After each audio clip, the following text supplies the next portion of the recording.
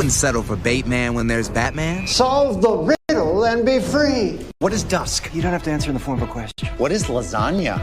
What is love? All right. What isn't love, you know? Just toss it.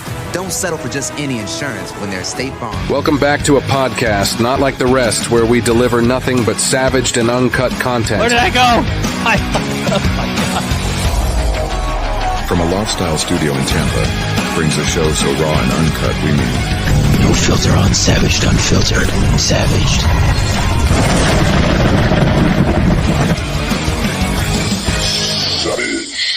Hey guys, welcome in to the program. Welcome, guys.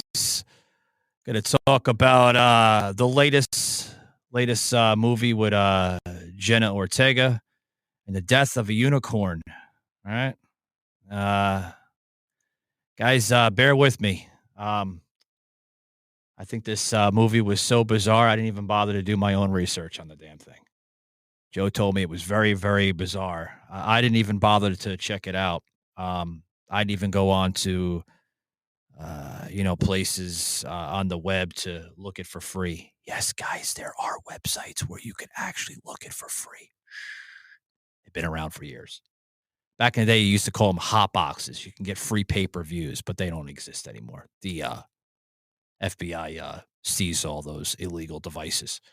But yeah, Joe, what do you have on this? Is it, should I bother to look at it or no? Well, first, your supposed friend Jenna Ortega, wink, wink, nod, nod. You met her on set of Beetlejuice. Oh yes, she's a hot tamala. Sure you did. We'll go with that though. I did.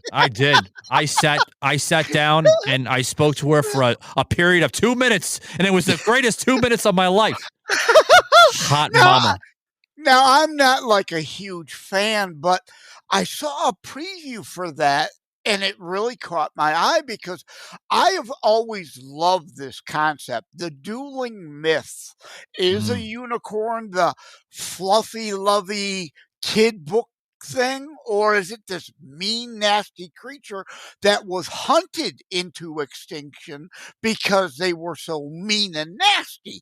So this movie doesn't really, it touches on that, but at the end of the day, while it's really a weird film, but I enjoyed it.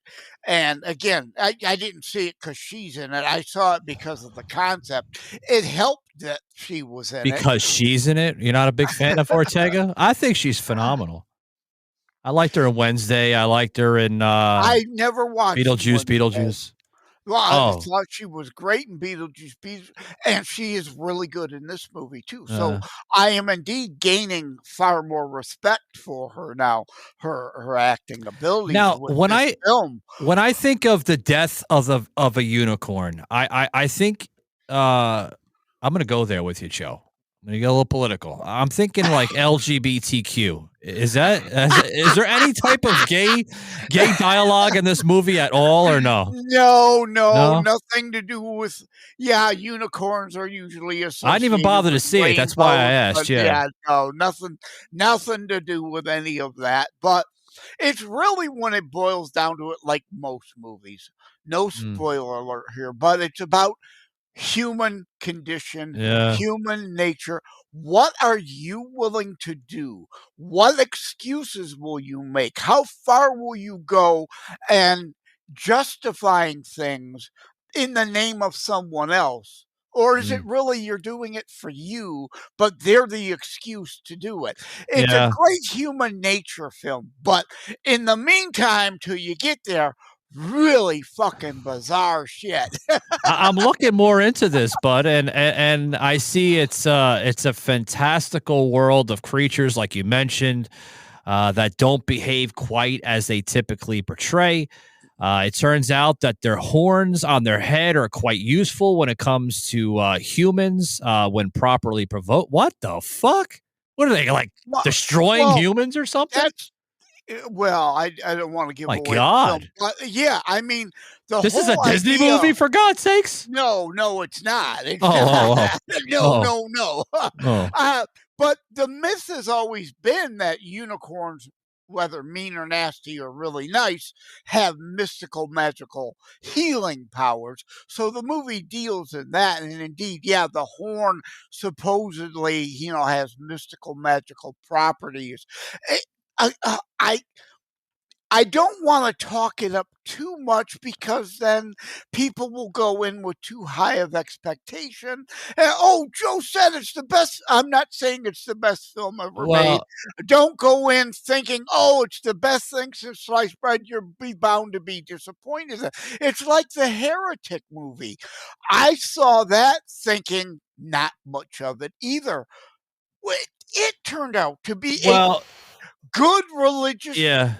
The end moral of Heretic is if I, as a Christian, am praying for you, the non believer, you have everything to gain if I'm right.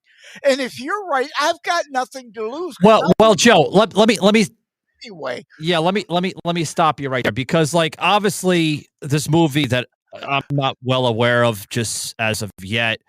The director says that the movie Death of a Unicorn would exist without Jenna Ortega.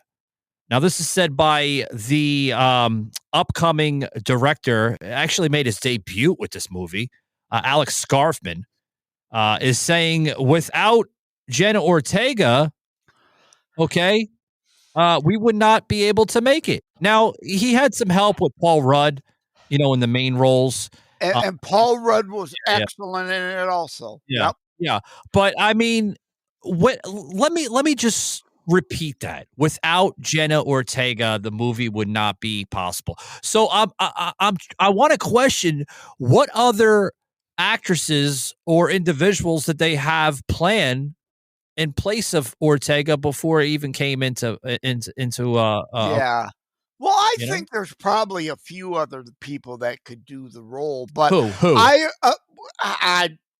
don't want to get Well, into that too much, but they would have to be the young, Joe, obviously. Yeah, It no, would, that's the point Yeah. here is they were going for that age demographic. Yeah. It is kind of a horror film in a way. It's not quite horror genre, but it dips its toes into the horror genre to a degree. And who sees those kind of movies?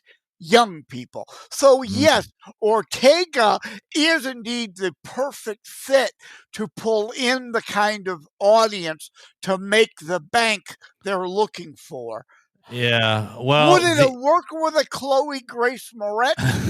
Okay. Yeah, I still would have seen it, but Ortega's the it girl right now, so obviously, yeah, she's getting all her flowers. But the movie, folks, is out in theaters right now in the U.S. And it's said to be released this April 4th in the UK. So what is that? well, and Friday? another one Yeah, too. Friday, yeah. Remember, I mentioned Novocaine to you the other day. That's Mm. another film that I thought I went in for free popcorn Tuesday, thinking, "Oh, this is going to be a silly, stupid movie," and it is. It's silly. It's stupid. It's wild. It's way over the top, unrealistic, but it is fucking fantastic. Also, Well, here's a spoiler alert. All right, before I get a quick sponsor ad break in, the spoiler alert says we're discussing important plot points of the movie. An ending of Death of a Unicorn. Just beware. This is said by Paul Rudd. There will be a sequel to it. What, did it leave it off at the end or something, Joe, that they're setting up a sequel to it? Yeah. Yeah, I could definitely see a sequel if this film does do well against. I didn't look up the budget either. I should have looked up what the budget was and what their first weekend bank was. I should have did that research too, but you know me, I don't like to do research either. I saw the movie. That was my research. Yeah. But yeah, at the end does play that a sequel could come, and it does actually have me interested enough that if there were a sequel, I'd kind of want to see it. Well, it shows that the reason for the sequel, excuse me, is Rudd Paul Rudd's character dies and is placed on the top of the magical foal's corpse. That's kind of almost like this. You know what this movie reminds me of? Like a Harry Potter type thing. It does. I'm getting Harry Potter. You don't think so? I was gonna say that there's a whole lot of little other thing. Again, part horror, part fantasy, part drama, part thriller, it's all kinds of parts of different things in this movie. Like I was, you probably too will be sitting there and be reminded of like, oh, that scene kind of reminds me of such and such movie. Oh, yeah. So yeah, I mean, they're all in there, and that makes it a better picture. Absolutely. Guys, but at the end of the day, it is a human nature question story. Yeah. Guys, before we close it out, I want to say thank you to a great sponsor here. Actually made sure I grabbed a prop here purposely for the show.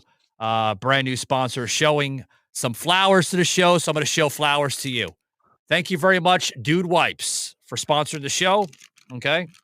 What I have here, guys, is my favorite. My daughter, if you guys heard the episode earlier this week, we did the episode yesterday on Spotify. We actually mentioned Dude Wipes. They just literally picked us up on Spotify, so thank you very much, Dude Wipes. I actually have the mint.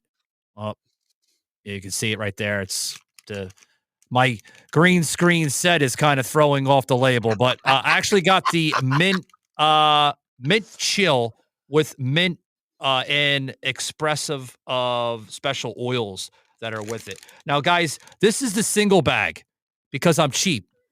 They have 3 bags that are stapled right together, right? They're just like this. There's 3 of them. They have like special tape. But these are the single bags. Now, just in a single bag, you're going to get 48. You see it, guys? 40. Oh, you can't see it. Here we go. 48 flushable wipes. That's what's great about this stuff, man. You could throw it in your toilet. It goes right down smoothly. It doesn't mess up your septic tank systems. Flush it. It says right there, flushable wipes, right? So don't worry. If you go to public restrooms and you don't want to use toilet paper, I get it. You want to use these you can even use these to sanitize the toilet seat. I wouldn't recommend using public toilets because I don't believe putting my ass on them because I don't know whose ass was on it before me. But you could use it. It's great. Now, what's also great about this company, Joe, they have plant source fibers in it. So it's very organic. It's very natural. You would think like so many chemicals are in it and everything, but it's not. It's actually very organic. A lot of plants, a lot of great stuff is in it. Now, guys, go ahead, Joe. Before we kind of plant-based stuff, that's what makes it flushable. It's biodegradable. It's not a plastic that is going to sit in your tanks for 1,000 years and not go away. That's right. These are biodegradable. That's why you can flush them. They are biodegradable. And now, I could get aloe vera. I'm not sure the mint thing, unless if you want your ass smelling minty fresh. Aloe vera makes sense. I don't know there's probably some great benefits to the mint oil. So hey, they're the expert, not me. Yeah. Now you see the handsome gentleman there in the graphic on the bottom of the program here in the video content here. If you're viewing us on iHeart, it doesn't show it. Spotify will show the video, not all the others. But this guy here. And what about Roku? Damn it, Joe! I'm trying to get there. Anyway, I'm trying to be quick with this because Joe sometimes chimes in. But anyway, back in the day, guys, this guy found it, dude, out of his apartment in Chicago. He was so tired of dealing with dry toilet paper during the aftermath of a lunchtime burrito, right? Something needs to be done, he said. So he created Dude Wipes to put all of us back in our game whenever nature calls. Says it right there on the label, guys. You don't believe me? Joe thinks sometimes I read things off of AI. No, right there on the fucking label. Yeah. So thank you very much, Dude Wipes. Appreciate it, guys. His was a burrito incident. I thought maybe he saw the taco episode and came up with, remember your taco truck? Oh, God, yeah. Oh, my God. You ain't lying. Look, guys, we're losing time on the show. I like to keep these little bonus ones within 10, 15 minutes. Actually going over the 15 minutes, but this is a boner episode? Bonus.